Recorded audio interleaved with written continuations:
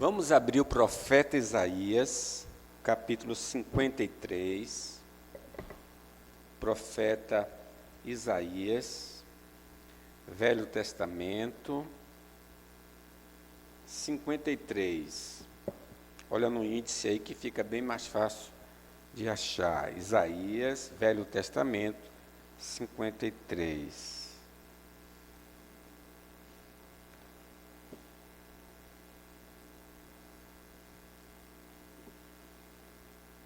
Profeta Isaías, capítulo 53. Ouçamos então a leitura. Quem creu em nossa pregação? E a quem foi revelado o braço do Senhor? Porque foi subindo como renovo diante dele e como uma raiz de uma terra seca. Não tinha boa aparência, nem formosura. Olhamos para ele, mas não havia nenhuma beleza que nos agradasse. Era desprezado e o mais rejeitado entre os homens. Homem de dores e que sabe o que é padecer. E como um de quem os homens escondem o rosto, era desprezado e dele não fizemos caso. Certamente ele tomou sobre si as nossas enfermidades e as nossas dores levou sobre si. E nós o considerávamos como aflito, ferido de Deus e oprimido. Mas ele foi transpassado por causa das nossas transgressões e esmagado por causa das nossas iniquidades. O castigo que nos traz a paz estava sobre ele, e pelas suas feridas fomos sarados. Todos nós andávamos desgarrados como ovelhas, cada um se desviava pelo seu próprio caminho, mas o Senhor fez cair sobre ele a iniquidade de todos nós. Ele foi oprimido e humilhado, mas não abriu a boca. Como um cordeiro foi levado ao matadouro, e como ovelha muda diante dos seus tosqueadores, ele não abriu a boca. Pela opressão e pelo juízo, ele foi levado, e de sua linhagem, quem se preocupou com ela? Porque ele foi cortado da terra dos viventes, foi ferido por causa da transgressão do meu povo. Designaram-lhe a sepultura com os ímpios, mas com o rico esteve na sua morte. Embora não tivesse feito injustiça e nenhum engano fosse encontrado em sua boca. Todavia, ao Senhor agradou esmagá-lo, fazendo-o sofrer. Quando ele der a sua alma como oferta pelo pecado, verá sua posteridade e prolongará os seus dias, e a vontade do Senhor prosperará nas suas mãos. Ele verá o fruto do trabalho de sua alma e ficará satisfeito. O meu servo justo, com o seu conhecimento, justificará muitos, porque as iniquidades deles levará sobre si. Por isso eu lhe darei a sua parte com os grandes, e com os poderosos ele repartirá o despojo. Pois derramou a sua alma na morte e foi contado com os transgressores, contudo levou sobre si o pecado de muitos, e pelos transgressores intercedeu. Amém. Meus irmãos, a Bíblia, desde o seu começo de Gênesis, fala que Deus fez uma aliança com os homens, com a humanidade em Adão. Toda árvore do jardim deveriam comer livremente. Da árvore da ciência do bem e do mal não deviam comer, porque no dia em que comesse, certamente morreriam. Então, o preço, o salário do pecado, da desobediência, é a morte. Quem desobedece a Deus tem de morrer. Essa é a sentença de Deus. Mas Deus é tão bom, apesar de nossos pais terem desobedecido e por o homem entrou o pecado, pelo pecado a morte passou a todos os homens, por isso todos pecaram.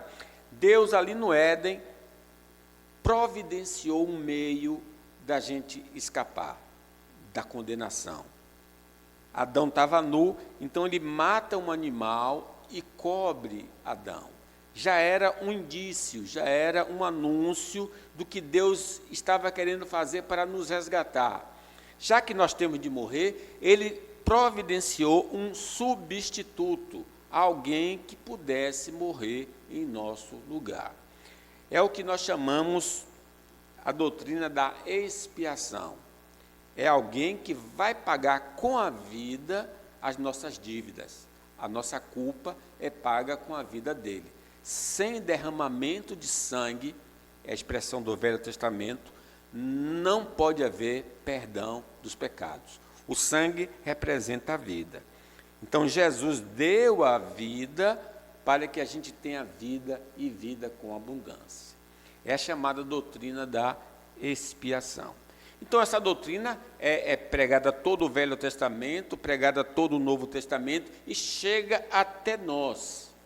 Os homens são comunicados do amor do Pai. Deus amou o mundo de tal maneira que deu seu Filho unigênito para que todo que nele crê não pereça, mas tenha a vida eterna.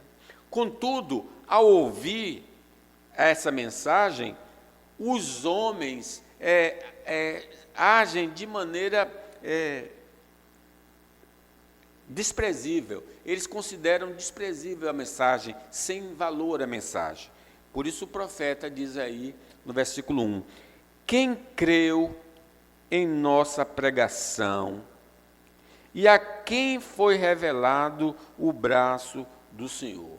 Quer dizer, a expiação dos pecados feita por Jesus Cristo é desprezada pela maioria dos homens.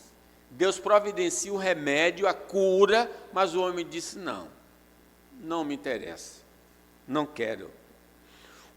Mas por que o homem faz assim? Por que será que uma boa notícia, alguém que quer quitar a dívida dele e ele não se importa?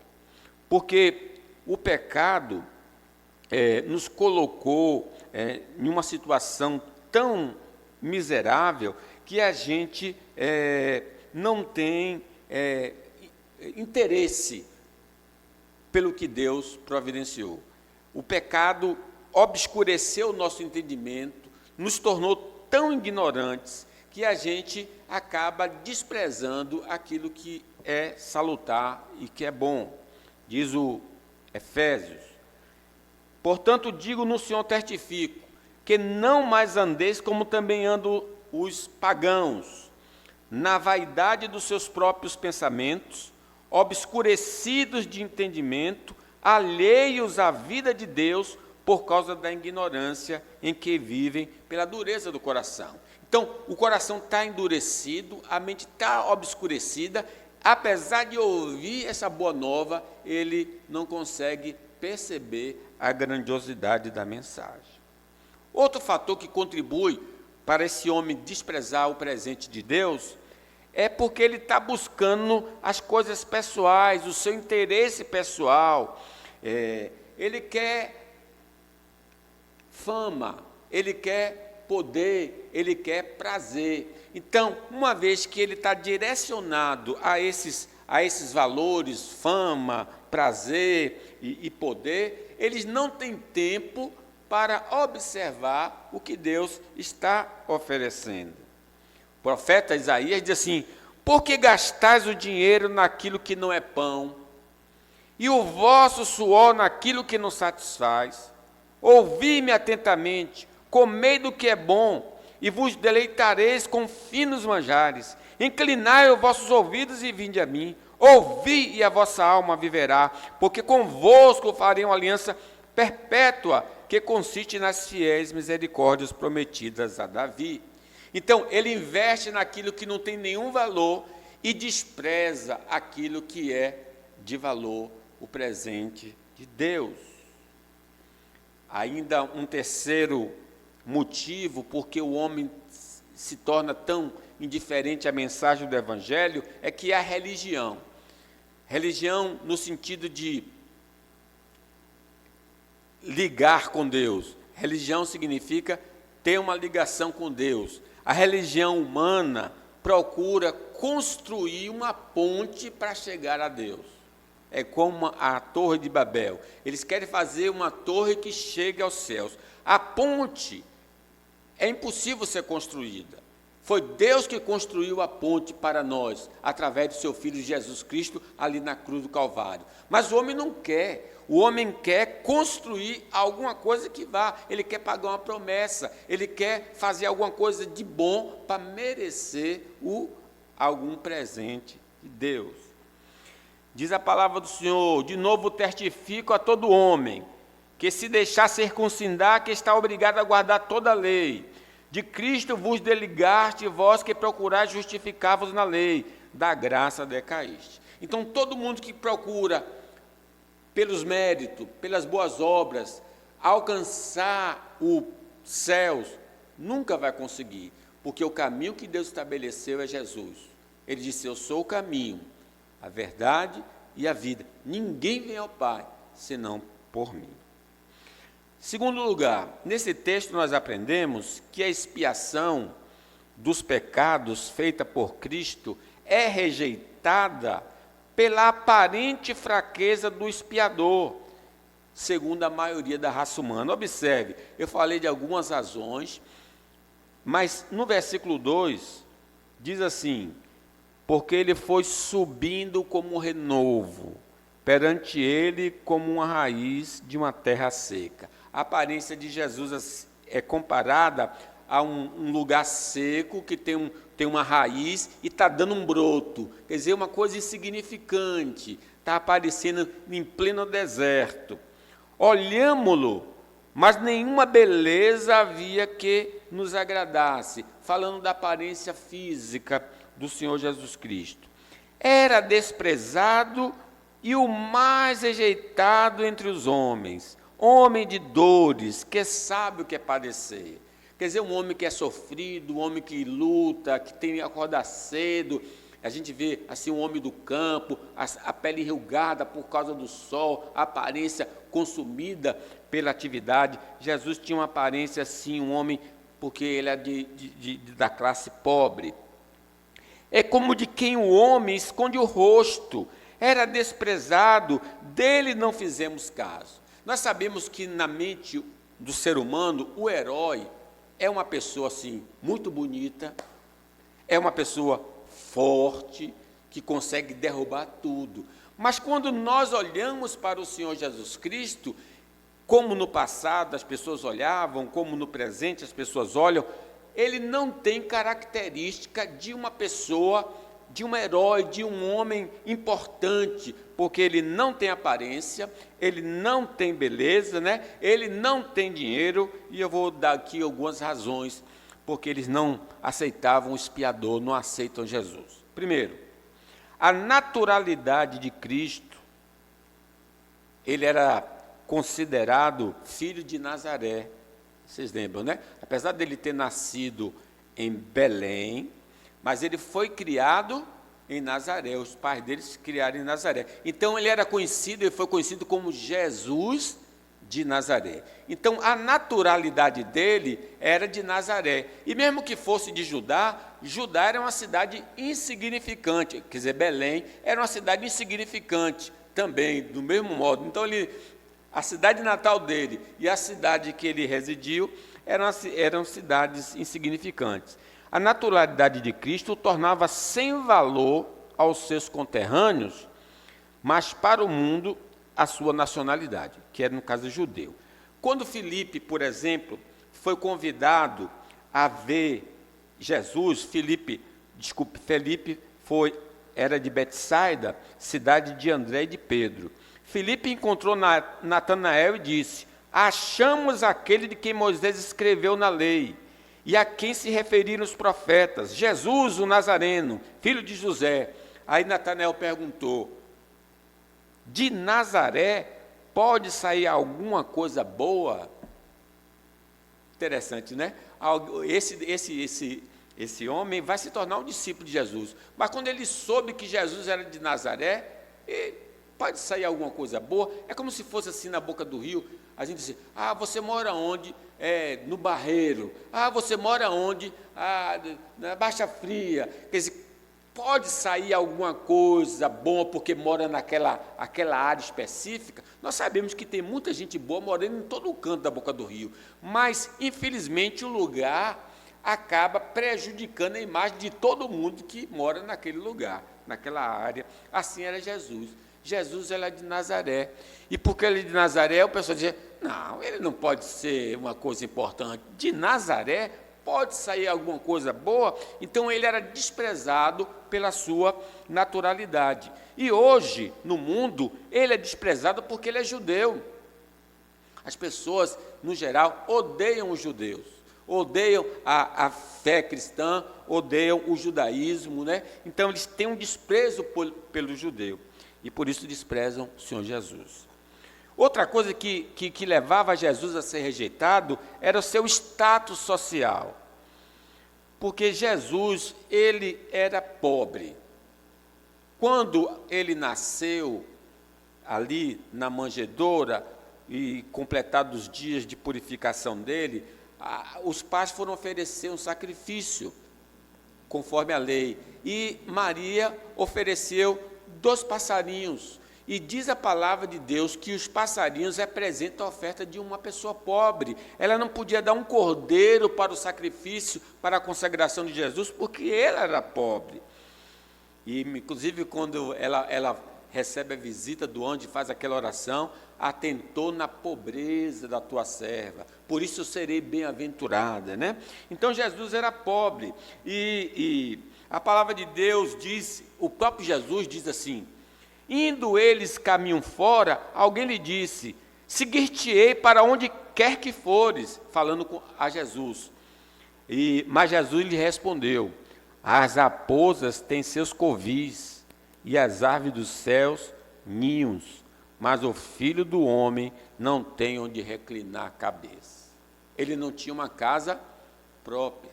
Ele diz, olha, até um animal tem, mas eu não tenho uma casa própria. Então, por Jesus ser pobre, aí as pessoas não acham atrativo seguir um pobre, né? Então, é a segunda razão porque eles desprezavam Jesus. Terceiro, por causa da sua posição política, lhe colocava fora da vida política dos seus conterrâneos, porque no tempo de Jesus havia vários grupos políticos, os fariseus, os saduceus, os herodianos, né? Enfim, vários grupos ali, e Jesus não fazia parte de nenhum grupo daqueles. E é interessante que diz a palavra de Deus, quando Jesus aparece fazendo os milagres e pregando, aí os grupos ficaram todos indignados, porque o que ele falava atingia-os e estava atraindo a multidão. Então diz, aproximando-se os fariseus e os saduceus, tentando, pediram que ele mostrasse o sinal. Então todo mundo houve um conluio para derrubar e matar Jesus e eliminá-lo. Quarto lugar, Jesus foi desprezado pela sua aparência.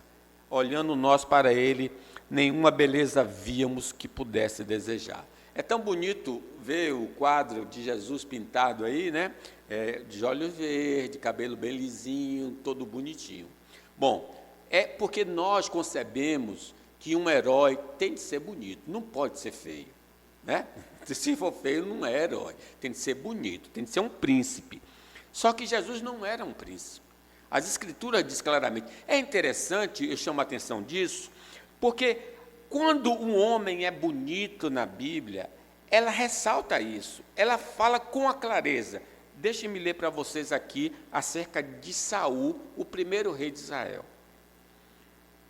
Diz que Quis, que é o pai dele, tinha um filho, cujo nome era Saul, jovem e tão belo, que entre os filhos de Israel não havia outro homem mais belo do que ele. Imagine esse Saul.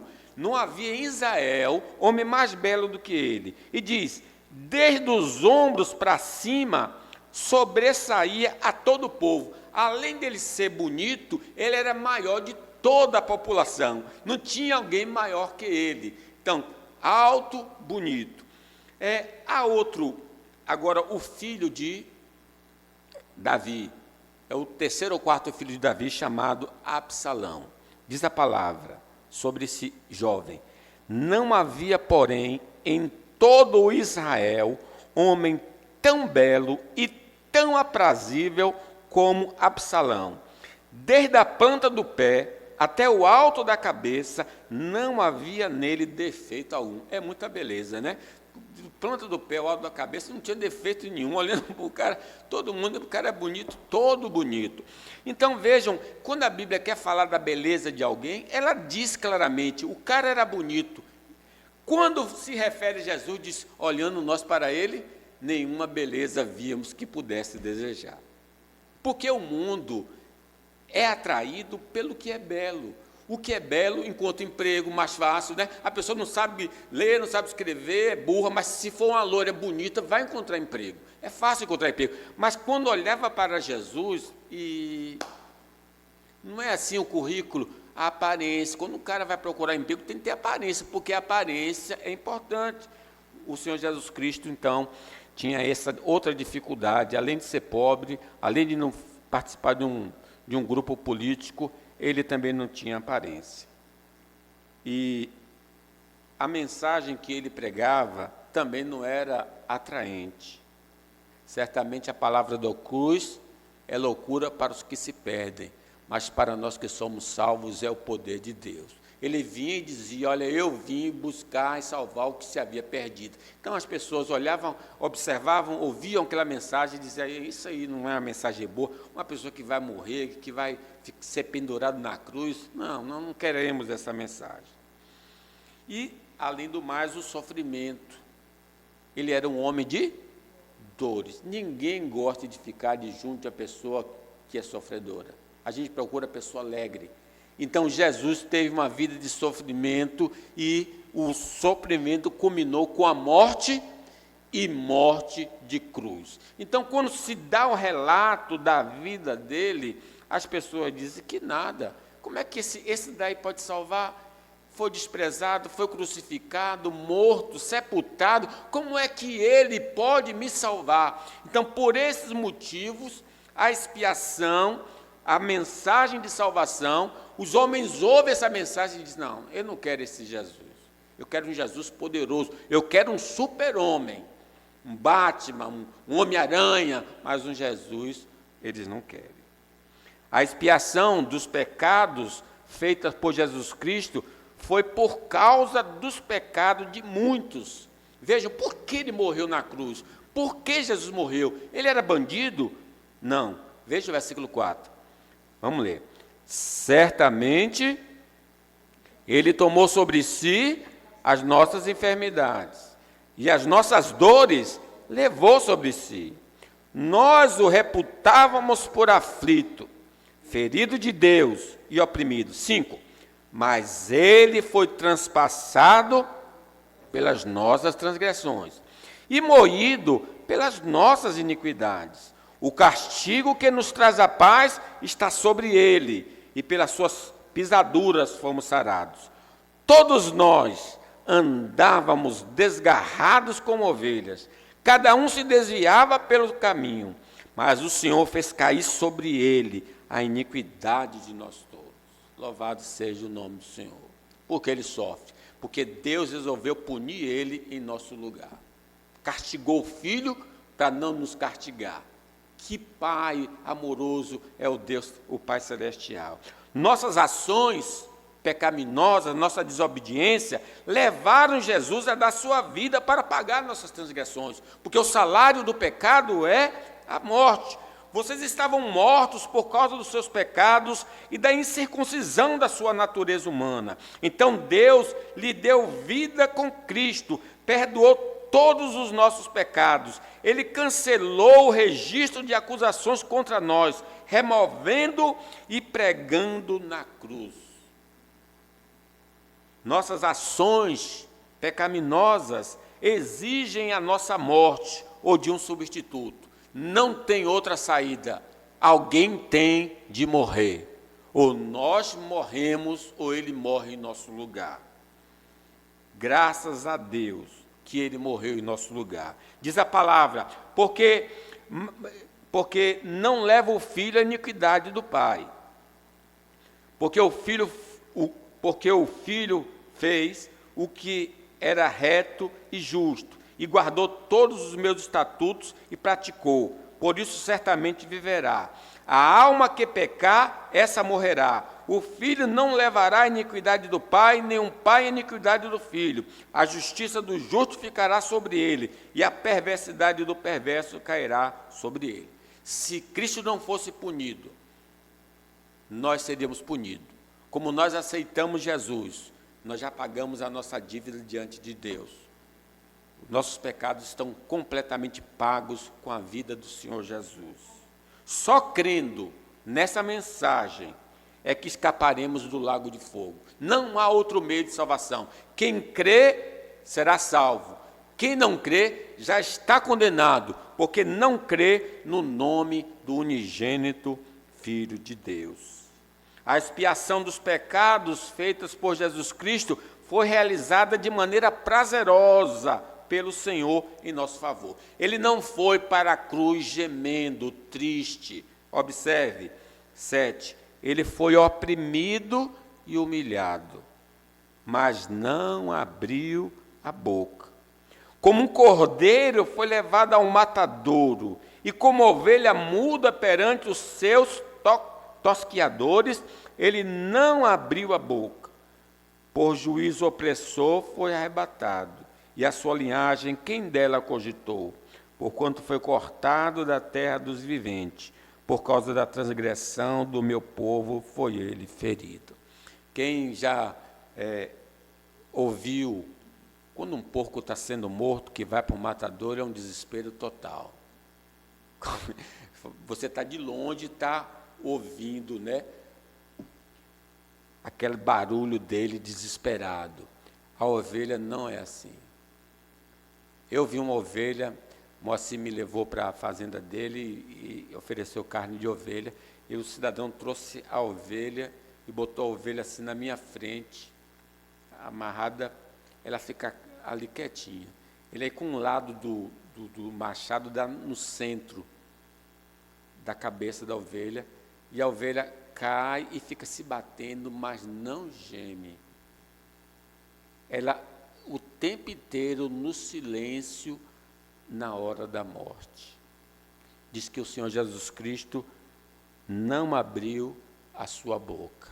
Isto é, ele não reclamou. Ele disse, por que ele fez isso? Porque ele nos ama. Ele disse, olha, o meu mandamento é este, que vos ameis uns aos outros, assim como eu vos amei. Ninguém tem maior amor do que este, de dar a alguém a própria vida em favor dos seus amigos. Louvado seja Deus.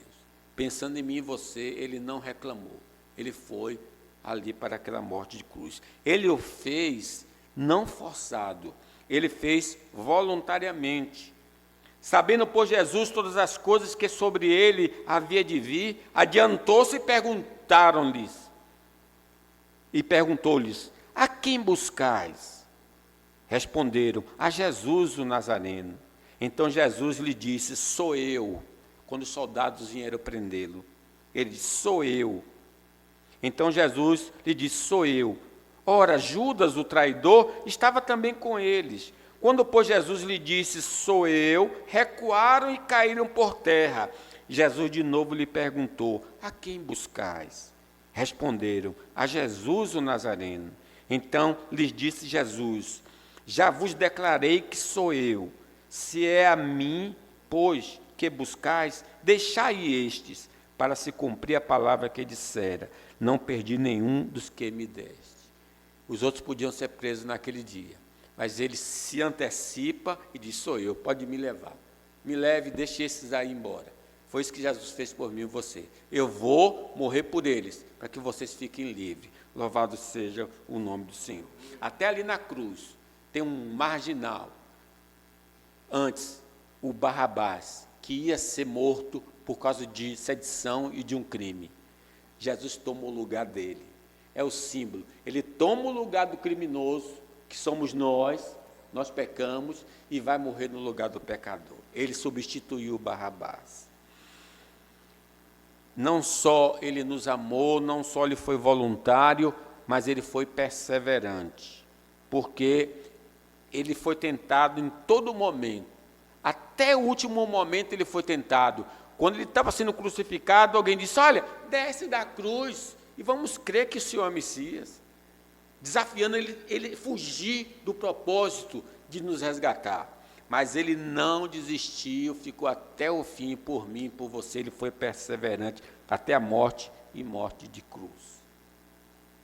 A expiação dos pecados feita por Jesus Cristo foi possível devido à sua vida inocente, para favorecer a muitos dentre nós. Observe, não podia ser qualquer pessoa que podia morrer. Nós somos pecadores, então não tem como resgatar o outro.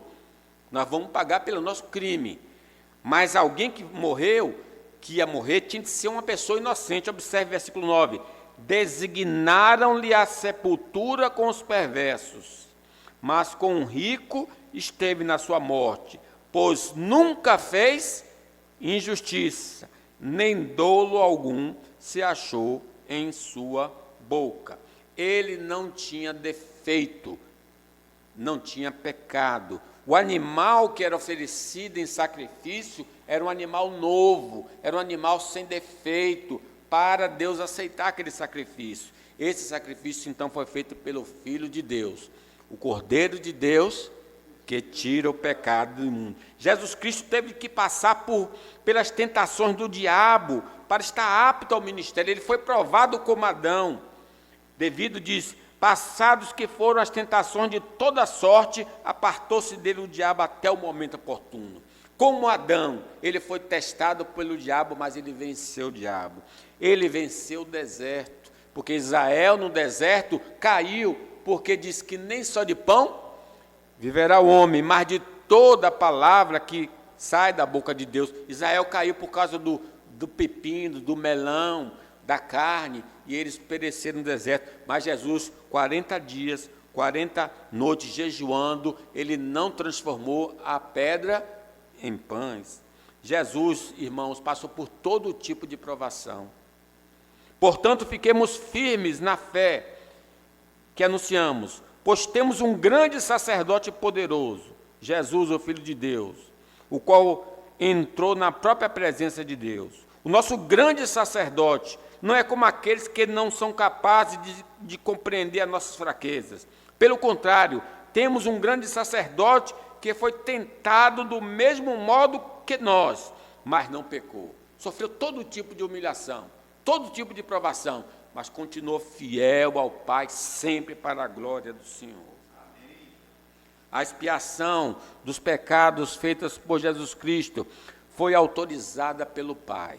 O Pai que mandou o Filho morrer. É loucura na nossa mente. Mas vejam o que diz, versículo 10. Todavia, ao Senhor agradou moê-lo, fazendo enfermar, quando prolongará os seus dias, e a vontade do Senhor prosperará nas suas mãos. Ele verá o fruto do penoso trabalho de sua alma e ficará satisfeito. O meu servo, o justo, com o seu conhecimento, justificará muitos, porque as iniquidades deles levará sobre si. O Pai, por amor, agradou moer o Filho. A morte do Filho não foi acidental, mas planejada antes da fundação do mundo. Deus usou a maldade humana para cumprir os seus propósitos, sendo este entregue pelo determinado plano e presciência de Deus. Vós o matastes, crucificando por mãos de pecadores, a qual, porém, Deus ressuscitou, rompendo os grilhões da morte, porquanto não era possível que fosse retido por ela. Deus, irmãos, não quer que ninguém pereça, mas que todos cheguem ao conhecimento da salvação. Por isso ele deu o Filho dele. Se o homem está se perdendo, não é porque Deus, não é por causa de Deus, porque Deus está anunciando a todo homem, em todo lugar, que se arrependa, porque há de julgar o mundo através de um varão que destinou, ressuscitando ele dentre os mortos. A expiação, vejam, no começo a gente leu que as pessoas desprezam a mensagem. Aí talvez você diga assim, poxa, então, quer dizer, não vai adiantar de nada, ele deu um grande sacrifício e as pessoas não vão aceitar? Não, não é verdade. Observe, versículo 11, leamos. Ele verá o fruto do penoso trabalho da sua alma e ficará satisfeito. O meu servo justo, com o seu conhecimento, justificará muitos, porque as iniquidades deles levará sobre si. A expiação dos pecados feita por Jesus Cristo alcançará muitos dentre a raça humana. Eu sei que aqui agora tem pouca gente na igreja, mas lembre, o evangelho está sendo anunciado em todo lugar. E diz a palavra de Deus: depois destas coisas, vi, eis grande multidão, que ninguém podia enumerar, de todas as nações, tribos, povos e línguas, em pé diante do trono e diante do Cordeiro, vestidos de vestiduras brancas, com palmas nas mãos, e clamavam com grande voz, dizendo: ao nosso Deus que se assenta no trono e ao Cordeiro pertence a salvação. Todos os anjos estavam de pé, rodeando o trono, os anciãos, os 4 seres viventes, e ante o trono se prostraram sobre o seu rosto e adoraram a Deus, dizendo: amém. O louvor, e a glória, e a sabedoria, e as ações de graça, e a honra, e o poder, e a força, sejam ao nosso Deus pelos séculos dos séculos. Amém. Louvado seja o nome do Senhor. Lá no céu haverá pessoas de todas as tribos, línguas, povos e nações, porque ainda que muitos não recebam, outros receberão. Deus bateu na nossa porta e nós permitimos que Ele entrasse no nosso coração, e nós fazemos parte desse grande povo que tem recebido a salvação. E para terminar, meus irmãos, versículo 12, lemos para terminar a mensagem. Por isso eu lhe darei muitos com a sua parte, e com os poderosos repartirá ele o despojo. Porquanto derramou a sua alma na morte, foi contado com os transgressores. Contudo, levou sobre si o pecado de muitos, e pelos transgressores intercedeu. A expiação dos pecados feita por Jesus Cristo vai lhe render uma posição de suprema honra. O Pai lhe deu um nome que é acima de todo nome, a qual o nome de Jesus, todo joelho se dobrará, toda língua confessará que Jesus é o Senhor, para a glória do Pai. Aqui ele foi desonrado, mas no céu ele é exaltado, ele é engrandecido. Aqui ele foi humilhado, lá no céu ele é exaltado. Aqui ele foi desprezado, mas lá no céu ele é aclamado. Vi e ouvi uma voz de muitos anjos ao redor do trono, dos seres viventes e dos anciãos, cujo número era de milhões e milhões e milhares de milhares, proclamando em grande voz: digno é o Cordeiro que foi morto, de receber o poder, e riqueza, e sabedoria, e força, e honra, e glória e louvor. E os 4 seres viventes respondiam: amém. Também os anciãos prostravam-se e o adoravam. Ao Rei dos Reis, ao Senhor dos Senhores, toda a glória, toda a honra, todo o louvor. Obrigado, Jesus, por ter dado a vida por nós, por ter pago a nossa dívida ali na cruz, nos zerou. Nenhuma condenação há para aqueles que estão em Cristo Jesus, o nosso Senhor. Não é igreja, não é igreja, é Jesus. Jesus que pagou toda a nossa dívida, a Ele toda a honra e toda a glória. Amém.